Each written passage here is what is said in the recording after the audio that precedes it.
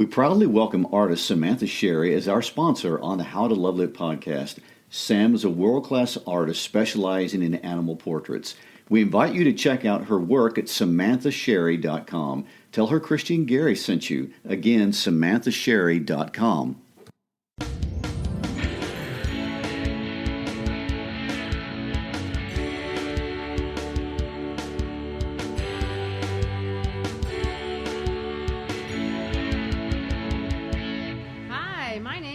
Shriver. And I'm Gary Shriver, and this is the How to Love Lit podcast. Christy is an advanced placement and international baccalaureate literature teacher. And Gary is an AP IB history and psychology teacher, but most importantly, he's my husband. Today, we're excited to talk about our second book of the podcast, Fahrenheit 451. If this is your first time to check in with us, Christy looks at these stories from the perspective of a literature teacher and lover of words. Gary looks at what they may mean historically, psychologically, or sometimes just randomly. Oh, and before we get too far in, as you can tell, we're clearly rookie podcasters, but hopefully we're pretty good teachers. So if you like our stuff, subscribe. And if you have a particular book you'd really like us to get into, if there's something we left out of this podcast that the world really should know about, please let us know on our Facebook or Instagram page, How to Love Lit. We'd love to hear from you. And before we get started today, I'm going to give you the Christy random fact of the day. You may not know this, but Christy is actually fluent in Portuguese, and she actually did know I was going to bring that up. Anyway, so coming to you from Memphis, Tennessee, let's move right into what's so great about Fahrenheit 451. The title of this episode is Bradbury the Prophet, an introduction. Christy, start off by telling us and giving us a little bit of intro. Well, it's true that I speak Portuguese, and I don't know what inspired you to throw that in, but if we have any brasileiros out there, vão embora e vão estudar, porque aqui também se estuda português e English. For those of you who don't understand that, I was just inviting our Brazilian friends to come on in. So back to what we're really supposed to be talking about, Bradbury. Ray Bradbury was born in 1920. He died in 2012 at the age of 91. Over the course of his lifetime, he published over 500 short stories, novels, plays, screenplays, television scripts, and poems. He's often credited, to whatever degree, he didn't really acknowledge this, of defining what today we call science fiction. Fahrenheit 451 was written in 1953 and was his first novel. At the time, he was 33 years old, and he claimed it was just a fugitive chase disguised as literature, but I don't really know who he thinks he's kidding with that self-effacing description. It's clearly way more than that, and it kind of had a couple of renditions before then. In 1947, he started off as a short story called Bright Phoenix, and then 1951 there was another short story called The Fireman that was published in a magazine. But in 1953, the full novel kind of came out and really was a tour de force, to use a Faulkner expression. He wrote it in 9 days on a typewriter that he rented for $9.80, and he wrote it in the basement of the Powell Library on the UCLA campus. He claimed, among other things, to show us that he wrote it to show us the danger of what is not going on in our schools, ironically, as he typed inside one of our schools. So, Gary, what about his background? Tell us about how he got there. Well, first of all, I'm going to offer my own disclaimer. I realize there are serious Bradbury aficionados out there, people who've read all of his works. They've read his interviews. They've seen his interviews. He's a very well-known character. So please keep in mind, I'm coming at this as the non-literature person. And I understand sometimes one of the rules of literature is that you're never supposed to know the background of the writer or let the writer's personality influence how you interpret the story. But since I'm not an expert in literature, I get to go off the rails and do this the way I want to do it. So I can't help looking at a writer without looking at his actual or hers real life background, because what I've noticed from literature is that people create out of what they know. And so I was really fascinated with what was Bradbury's background, what was his life before he publishes Fahrenheit 451. And first of all, he's born in Middle America, born in Waukegan, Illinois.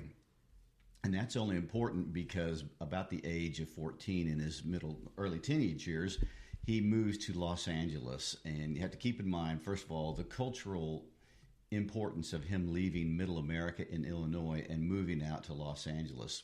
Oh, and another side note, too. He's descended from Mary Bradbury, who was one of the people sentenced to death at the Salem witch trials, but she was fortunate enough to escape execution. And I only bring that up because after doing the Scarlet Letter, it's interesting that we keep going back to the Salem witch trials in one way or another. Anyway, like I was saying, every writer's a product of their environment, and their psychology bubbles to the top in what they write. And so looking at Bradbury's background, I found out, of course, you got to understand, pre-World War II Los Angeles, you and I, a little while back, we had the opportunity to be a part of a National Endowment for the Humanities Fellowship. And we were invited to come out and study. And one of the things we studied was actual post-World War II culture of Los Angeles. And a lot of interesting things came out of that. First of all, it was a boom town for Hollywood previous to World War II. So you have a constant influx of people during that time. And during actual World War II, it became a major military base of operations and munitions production, aircraft production. Every branch of the military was stationed in some form or another during that time period. So we have yet a second layer of transitoriness that is part of Los Angeles during this time period. And then when the war is over, you have the huge aerospace industry boom. Everything airplane related seems to grow up in Los Angeles during this time period. So from 1913, actually up until the 1960s, you've got an area of Southern California, Los Angeles in particular, that is overwhelmed with change. There's constant waves of people, constant people coming from other cultures and moving inside. And the city limits at one point, it was said that 1 out of every 40 Americans was living in Los Angeles County. Los Angeles County was more populated than 37 other states in the United States at that time. So Bradbury is growing up in this intense time period of growth for the city of Los Angeles, but more than that, it's this constant moving and changing that was all part of what was going on. Los Angeles is the first real area of urban sprawl and mass suburbs, and it's got the first early massive freeway system. During Bradbury's time, there just was no equal or comparison to LA culture. And by the LA culture, I mean the rapid pace of change and the rapid infusion of new things constantly. And so he grows up in an LA that lived in a constant, never-ending state of newness and rapid cultural shift. And I feel like that is important to know, because right away in Fahrenheit 451, we're immediately going to jump into the theme of isolation. And so when I read this in the first few pages, I thought, wow, he gets to this very, very quickly. Where does his sense of isolation come from? And I feel like from his experience, he lived in one of the most volatile turnover cultural regions of the United States in its history ever. And that leads to a lot of detachment and a lot of not knowing your neighbors and not having a sense of neighborhood and belonging and things of that nature. So he leaves small town Waukegan, Illinois.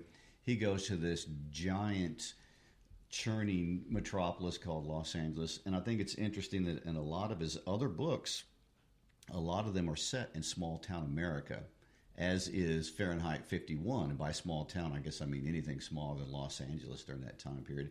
But it's going to lead to a lot of isolationism and human disconnection in Fahrenheit 451. What do you think about that, Christy? Well, I mean, I've only been to LA for a couple of weeks myself, so I'm not going to claim to be an expert on LA culture, but I definitely watch TV and movies, and I think the impression of LA from anywhere in the world, if you know anything about American culture, it is kind of at the forefront of things that are happening in other parts of the country, and that, you know, that's reflected in what you're talking about. In the 1950s, things were changing all over the United States. In 1945, the statistics tell us that fewer than 10,000 people had televisions. Wow. But by 1950, that number had jumped to 6 million. And of course, by 1960, 60 million homes had televisions. And of course, today, in America, there's 4 or 5 homes in televisions in every home, and there's pretty much a television in every pocket in the United States of America. Let me interrupt for a second. That's a very important cultural note. That kind of expansion of the media is exponentially changing culture, and he is growing up right in the middle of that exponential change. And he sees the change, I think, in a way that was I guess the term defamiliarization. He makes it unfamiliar to us. It was unfamiliar to him. Things that today seem very, very common. For example, he saw information go from long scripts to sound bites. The way that we think of Twitter or newscasts or commercials, and he saw that shift in a way that I didn't see because it was already a part of my life when I came down the pipe. And so a lot of the things that he saw in terms of technology really scared him as he watched the world change. It's also interesting to note that this is the 50s. Now, the 50s, I think of, if you think of TV, American TV, we think of the Happy Day shows and Americans celebrating bubble gum and Coca-Cola. But really, it's coming out of the 1940s or the end of World War II, which freaked out the entire world, of course, with the nuclear bomb. And no one was comfortable with that. And then, of course, when Russia gets the nuclear bomb and the United States gets the nuclear bomb and then China gets the nuclear bomb, everyone lives in this fear of technological doom. And so this brings into the United States a culture of fear which immediately becomes exploited by McCarthy, who uses fear as a way to politically control what people are allowed to do, what people are allowed to say, which is something that still happens even today in different ways all over our world. So these are ideas, or these are our cultural, I guess, novelties that really impacted him in a way that people need to understand when they look at the book, if you want to look at it from any kind of historical landscape. Well, what I thought was fascinating about the way he handles the book is that even though it is during the era of McCarthyism, he does not steer the book necessarily down the road of McCarthyism, maybe like The Crucible did. He seems to take part of the elements of that McCarthyism, but use it to underscore the whole idea of isolation and disconnection. Well, I think what Ray Bradbury clearly understood, which McCarthy really didn't, is you don't control people by telling them what to think. You can control people by pressuring them socially. And that's really what you see happening in the book, and what Bradbury claimed was the nature of true mind control. He talks about this idea of getting rid of literacy altogether. People don't read, they watch. And then they watch things that are fun, and because that's more comfortable than having these deep conversations. And what does that do over the course of time? Then this idea that, well, we don't want to offend people. I don't want people to be angry with me. I don't want to be hateful. And so in the name of not being hateful, you begin to suppress, slowly but surely, things that people are allowed to say, things that are that might be sensitive, that might be harmful, that might be objectionable, and you replace them not with stern values like maybe the Puritans would have done, but you replace them with fun, entertainment, violence. And these were the dangers that he really was scared about. And this is a cautionary tale that really speaks to those things. It's interesting that the setting is somewhat ambiguous. I've heard it read, even though I haven't seen a direct quote, that Bradbury set it in 1999. I've seen scholars say, no, it's in the 24th century. But I think the best quote I've ever heard him say about it, that he wanted the setting to be immediately personable, intimate. He wanted to be an atmosphere that was strange but not extravagant. A world as we know it, but in a slight anticipation of time. In other words, just a little bit ahead, right. But not in the, in a galaxy far, far away. Well, I have to go back to the comment of it being placed in 1999. Of course, at this point we should probably have some Prince music in the background. Yeah. Going along with that. And I like the idea that he didn't make it so science fiction that it was difficult to track with, or you had to do so much creating in your own mind. He actually was brilliant in bringing it closer to home, and like you said, just slightly ahead. And you talked about the idea of conformity a moment ago. A very interesting point that gets brought out is the conformity is not being enforced by the government. No, a lot of it is being enforced really by consumerism. And I think this was something that, I don't know, I'm sure, it's all over the United States, so I'm sure it was over California first, but 60% of Americans are now middle class, and you have this upward mobility, and you want to be cool, and you want to be trendy, and you want to have the right ideas, and you want to be prosperous. And so that creates a culture of conformity. You don't want to be the small town kid from Nowheresville, Missouri. You want to be hip. And so that kind of creates a natural conformity, especially in urban areas, but especially in suburban areas where money means something. Well, this idea of consumerism and conformity finds its foothold in the United States in post-World War II America. It's endemic in the 1940s, and we have these outside threats of communism, and so the idea of sameness became very important to Americans. It became protective, and conformity was important because there really was an attitude of it's us on the inside here against those on the outside. And he saw media, social media, as being the tool to kind of enforce it, which was really on the front end of what today we know is truly the power of social media. What would have been the version of social media back then? TV. Okay. People knew what to wear because, I don't know, Lucille Ball was wearing it.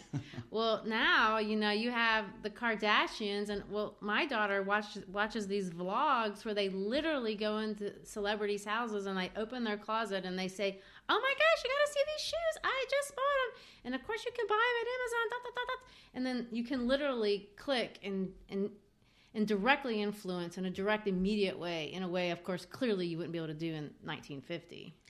Well, it's funny how the whole idea of conformity and fighting conformity runs through American literature. That just seems to show up all the time. It's part of our national character to want to be part of a group and want to be above and separate from the group at the same time, to condemn conformity, but at the same time compliment all the things that accomplishes it. And I see this with many authors. Well, America, at the end of the day, especially if you're going to compare us to Japan or India or Europe, we're a baby as a country. And the ideas that we have, I think, are really kind of juvenile from a cultural standpoint. We're still sitting around trying to find human fulfillment. And the discussion that Bradbury has is, it's fun, what value can you be fulfilled by having fun? Well, that's an adolescent idea, but it's also a very American idea. We're driven. We export entertainment all over the world. We're fascinated by it. So I think that is also a part of our culture as we kind of, I don't want to say grow up as a country, but maybe that is kind of what it is. We're definitely expressing it in a way that I don't see other countries wrestling with. Well, in that case, Bradbury is a prophet, because for those who are familiar with the book, you're going to understand that one of the features of homes in this book are going to be the panels. And keep in mind that Bradbury's writing about the panels at a time when television, A, was not in color, and B, was a big square box. And he has this vision of flat panels in rooms that are so huge as to dwarf all your senses. And I think we've arrived. Oh my gosh. When I read this book, and I read this book a lot because I've taught this book for many years, but I read this book every year and I find something in it technologically that I didn't see the year before. So obviously the seashells that we're going to see right off the bat, they're like headphones, but then you have the panel walls, which you brought out, which are kind of like flat screen TVs. But then we have an Alexa in the book because they have interactive TVs in there. And there's Twitter because you get sound bites in the radio, and there's violence on television, and there's this idea of surveillance of the government and video cameras everywhere watching what you're doing, and this idea of relying on technology for your social experience like we would see in Snapchat or Instagram even, or some of these other social forms. So other people can probably find more. I think the more you read, the more technology you can see being fleshed out that he kind of hinted at. And I don't even know if he knew what he was talking about. I don't know how he could possibly know what he's talking about. These things didn't exist. He couldn't. And I laugh every time I see the word ear thimbles. And we'll be discussing the ear thimbles going forward. I want to make a psychological historical note about Bradbury writing this book during this time period also. He is at a point of psychology history where the field of psychology, which had been heavily dominated up to that point by behaviorism, was beginning to give way to a new field of psychology called humanism. And it's interesting that at the time, American culture is going deeper and deeper into, as Bradbury fears, less connected, less human. We see the emergence of the whole humanistic field of psychology paralleling the same time.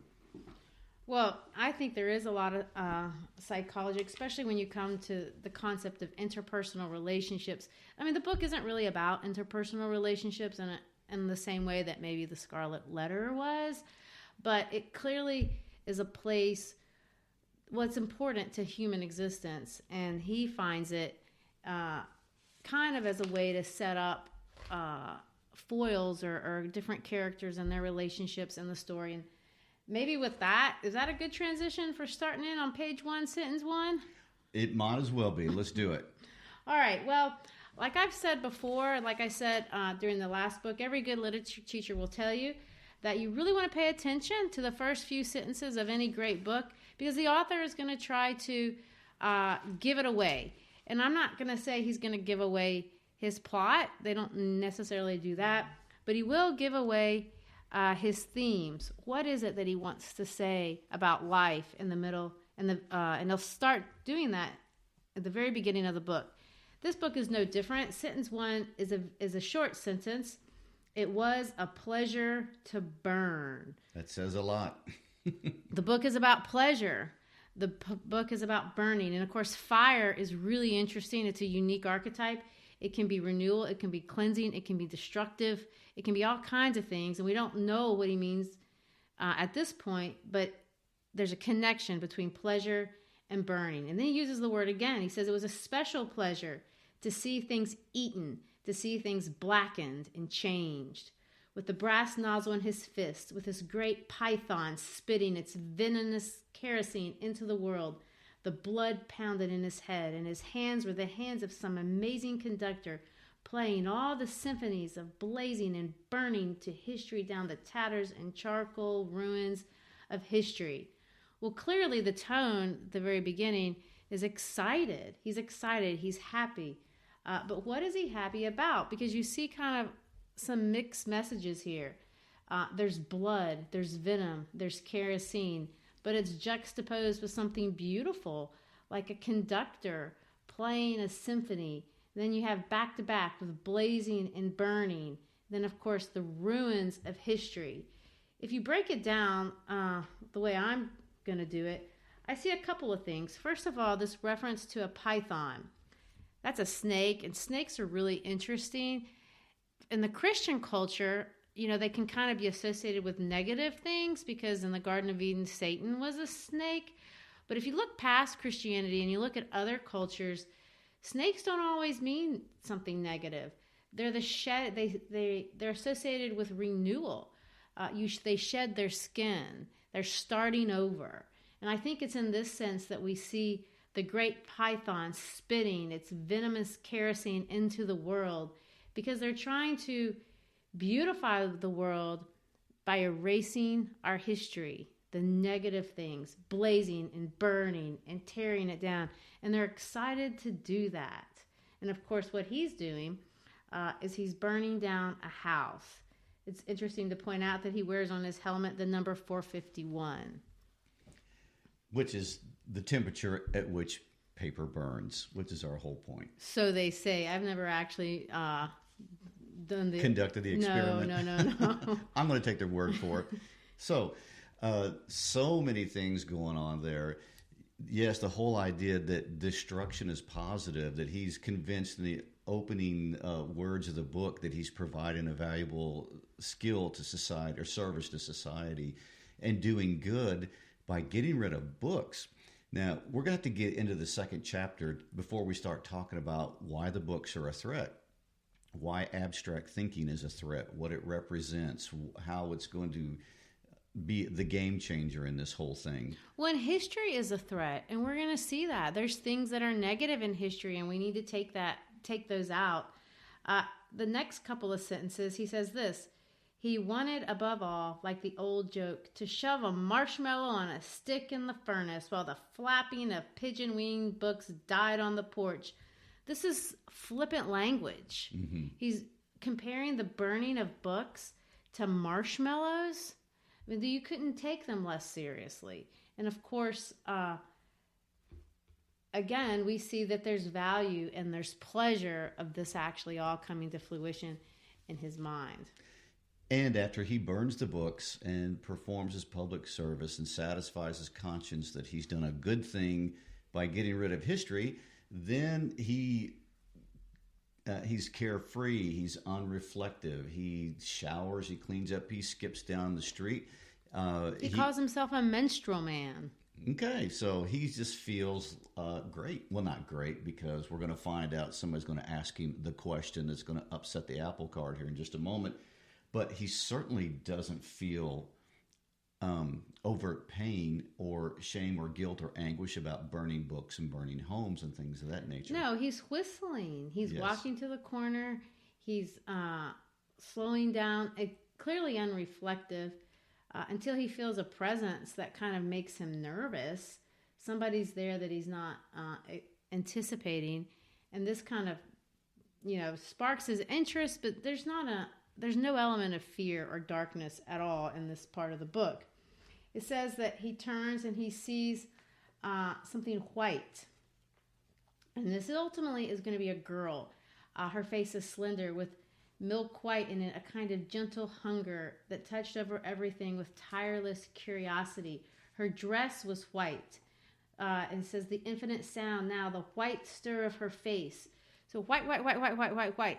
This is not a racial statement at all. We're not talking about ethnicity here. White, as it relates to this little girl, is going to be reflective of her innocence. It's also used in an archetypal way, as colors often are. She's innocent. She's curious. She's everything, of course, that he is not. Which gets played out in one scene where here he is skipping down the road, minding his own business, undisturbed in the grand scheme of his life, and he meets Clarice. And as they're talking, he says he felt she was walking in a circle about him, turning him end for end, shaking him quietly and emptying his pockets without once moving herself. So here is a guy who, by his own habit, is unreflective about his own existence. He meets Clarice, and immediately he feels seen through, he feels exposed, and he feels awkward by it. So Clarice is packing a lot of power right here in her interaction with him.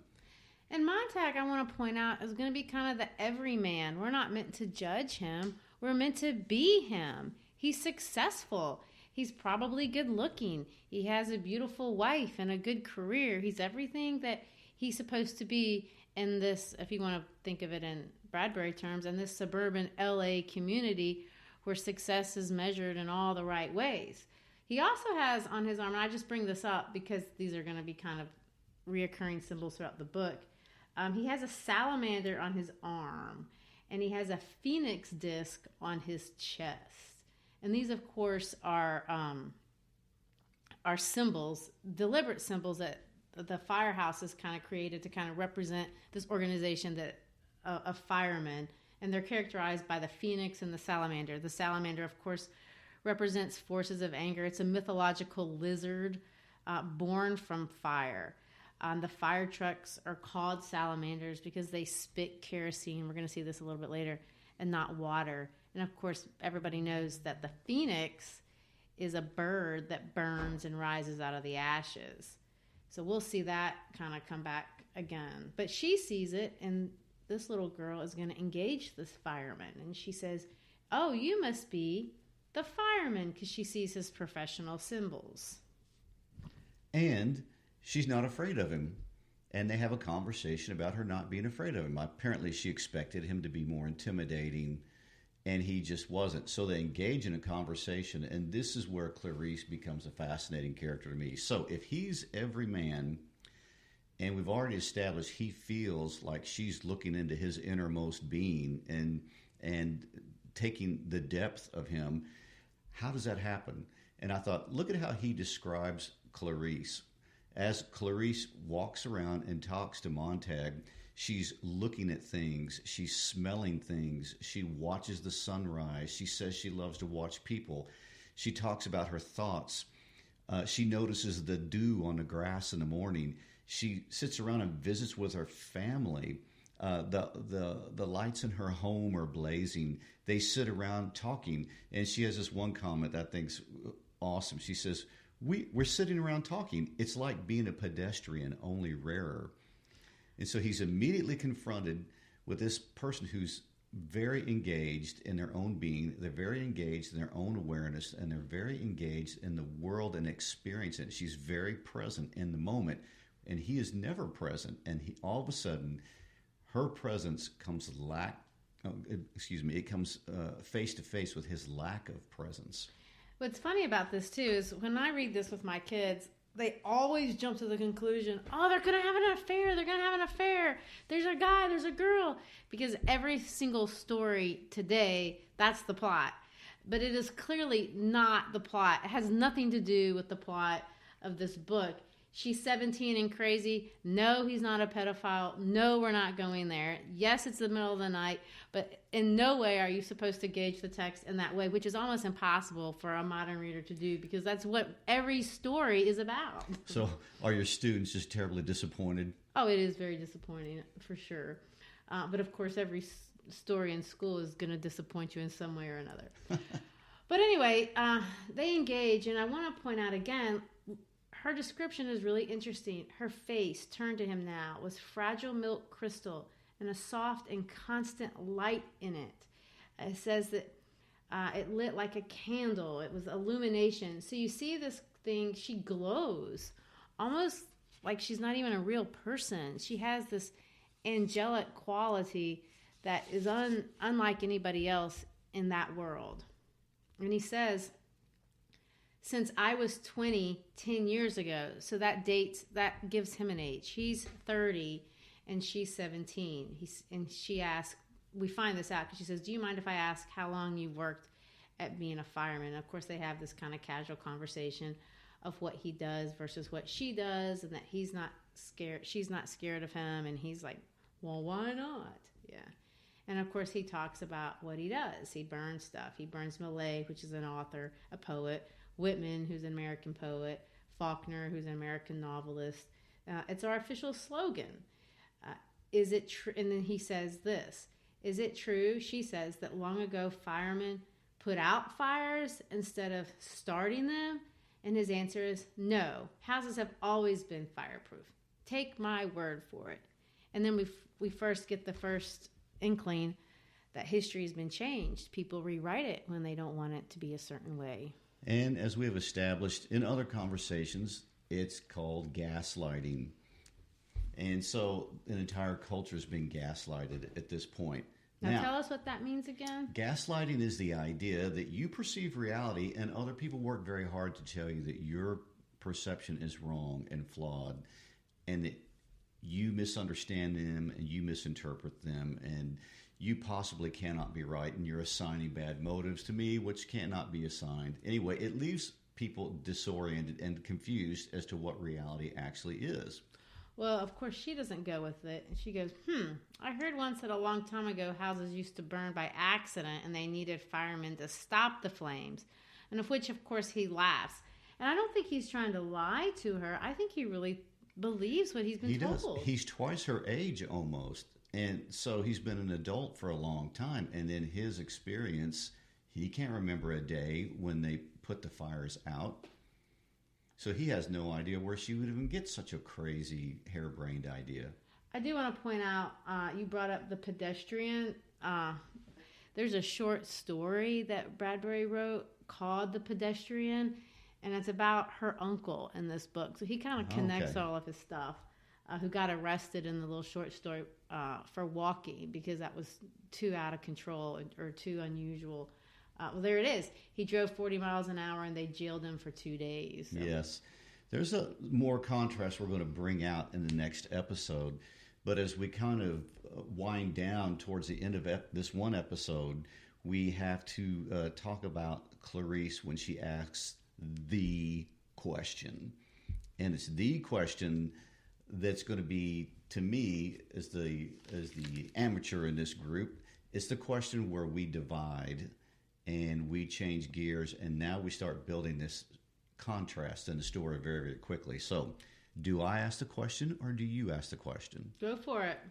So, Clarice looks at Montag, and she says, "Are you happy?" And he says, "Am I what?" He's stunned by the question, and it's interesting that he's living in a culture where people don't ask that. No, because of course we are. He gets happy of all the nonsense. So there you have it. He's asked the question, or she's asked the question, "Are you happy?" His immediate reflexive reply is, "Of course I'm happy." But then he's going to leave the conversation with Clarice. He's going to leave this girl who has displayed all this integration with her world. And I want to say a thing about integration from the psychological point, or the word integrity. Integrity can get misstrewn as the idea that people are honest and moral. Actually, integrity is the idea that the parts of your personality and who you are integrated and in agreement, and they're consistent across the spectrum. So here's this girl who, at the age of 17, is integrated, and here he is, this professional fireman at the age of 30, completely disintegrated. And with that thought, shall we wind down? Yes, with that thought, let's wind down. If you enjoyed what you were listening to today with Christy and I on How to Love Lit podcast, please hit the subscribe button and join us next time when we take up the conversation between Mildred and Montag, and we're going to see a different side of his life. Earth and the Salamander, next episode. So come back and listen to us, and we'll talk in detail.